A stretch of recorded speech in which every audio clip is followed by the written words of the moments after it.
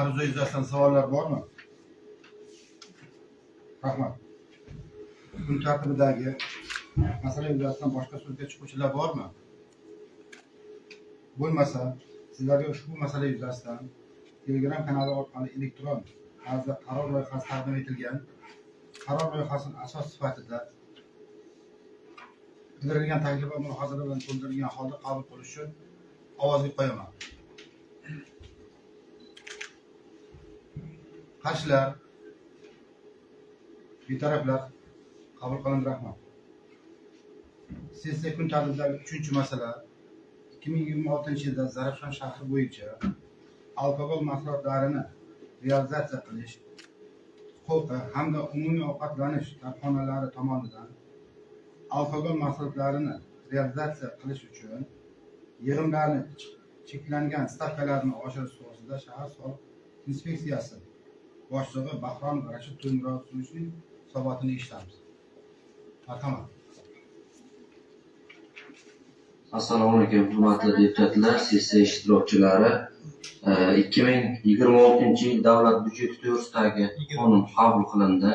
2025-yil 25-dekabrda mazkur qonun bilan O'zbekiston Respublikasi Prezident qarori qabul qilindi 26-dekabrda 387-sonda. Mazkur qarorning 2-bandi B qismida xalq deputatlari tuman shahar kengashlari shu alkogol mahsulotlarini pivo mahsulotlari bundan mustasno realizatsiya qilish uchun umumiy ovqatlanish korxonalari uchun ham realizatsiya yig'imlarini 20% gacha oshirish nazarda tutilgan hamda bu to'g'ridan-to'g'ri 2026-yilda shahar byudjetiga yo'naltirishi belgilab qo'yildi. O'zbekiston Respublikasi qonun bilan 9-ilovasida alkogol mahsulotlarini bunda pivo mahsulotlari mustasno deyilgan yig'im miqdori 300 ming so'm etib belgilangandi. Umumiy ovqatlanish korxonalari uchun esa 150 ming so'm. Mazkur 387-sonli qarordan kelib chiqib, o'sha alkogol mahsulotlarini realizatsiya qilish bilan shug'ullanuvchi umumiy ovqatlanish hamda chakana savdo korxonalari uchun alkogol yig'imli soliq stavkasini 20% ga oshirish taklifini kiritganmiz. Endi bunda chakana savdo uchun 360 ming so'm, ya'ni 60 ming so'm farq bilan bu har oy uchun. Umumiy ovqatlanish korxonalari uchun 180 ming so'm. O'tgan yilda bu 150 ming so'mga 30 ming so'mga oshirish taklifini kiritganmiz. Qisqacha hisobotim shu.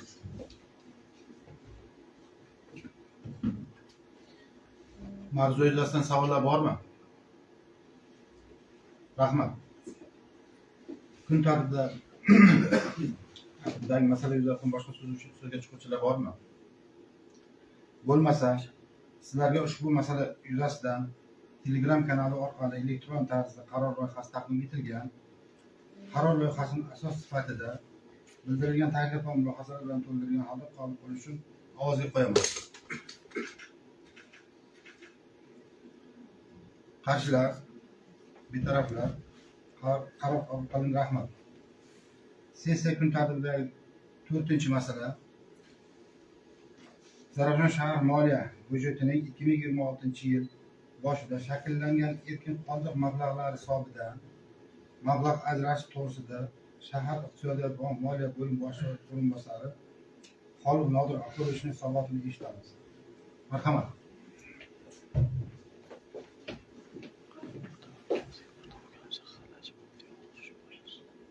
Assalomu alaykum, hurmatli kengash raisi Nazarbek Isroch va deputatlar.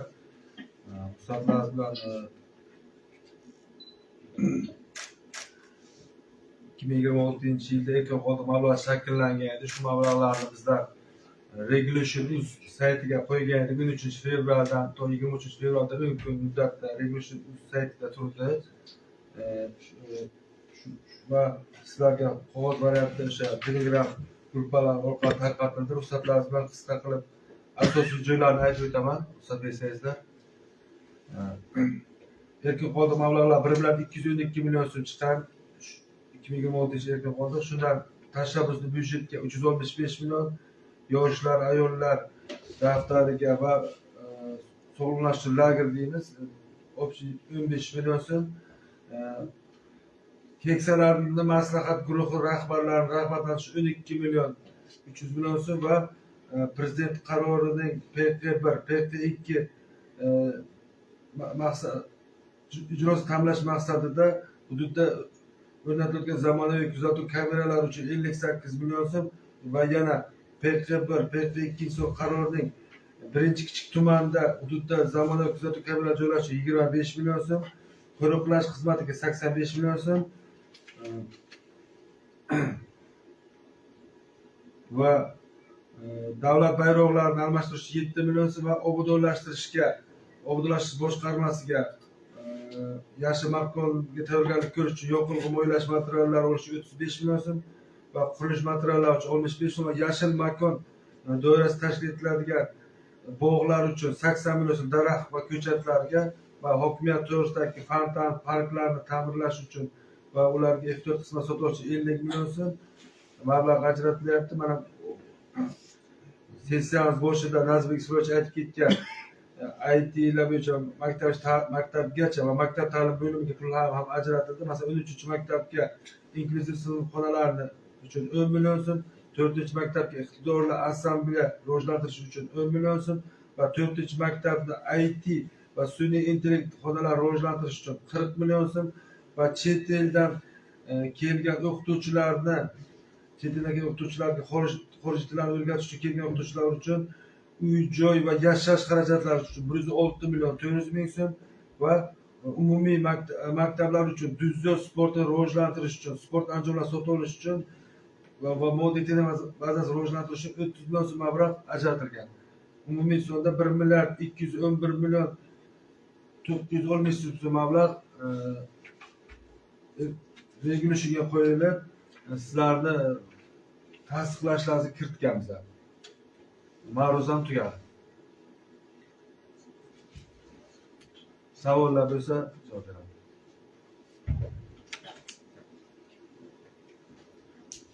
Ma'ruza yuzasidan savollar bormi? Rahmat. Kun tartibidagi masala yuzasidan boshqa so'zga chiquvchilar bormi? Bo'lmasa, sizlarga ushbu masala yuzasidan Telegram kanali orqali elektron tarzda qaror loyihasi taqdim etilgan, qaror loyihasini asos sifatida bildirilgan taklif va mulohazalar bilan to'ldirilgan holda qabul qilishni ovozga qo'yaman. Qarshilar, betaraflar qaror qabul qilindi. Rahmat. Hurmatli sessiya ishtirokchilari, endi sessiya kun tartibiga tasdiqlash uchun kiritilgan masalalarga to'xtalib o'tsam. Jumladan sessiya kun tartibiga kiritilgan qo'shimcha masala Zarafshon shahar hokimining o'rinbosari Orif Xushbiddinovichni Zarafshon shahar hokimining qurilish, to'siqlarsiz muhit yaratish, kommunikatsiyalar, kommunal xo'jalik, ekologiya va ko'kalamzorlashtirish masalalari bo'yicha o'rinbosari shahar obodonlashtirish boshqarmasi boshlig'i lavozimiga tayinlash to'g'risida 2026-yil 13 fevraldagi 29/5/78/Q/26 qarorini tasdiqlash to'g'risida masala hamda sessiya kun tartibiga kiritilgan qo'shimcha masala Zarafshon shahar hokimi o'rinbosari Voitov bilan tuzilgan mehnat shartnomasini bekor qilish to'g'risida 2026-yil 16-fevraldagi 32/5/78/Q/26 qarorini tasdiqlash to'g'risida masalalar kiritilgan. Sizlarga ushbu masalalar yuzasidan Telegram kanali orqali elektron tarzda qaror loyihasi taqdim etilgan, qaror loyihasini asos sifatida bildirilgan taklif va mulohazalar bilan to'ldirilgan holda qabul qilishni ovozga qo'yaman.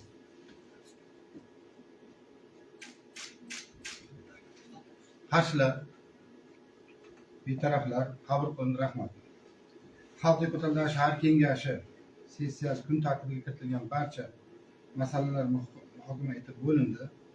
Xalq deputatlari shahar kengashining navbatdagi 23-sessiyasini yopiq deb e'lon qilaman.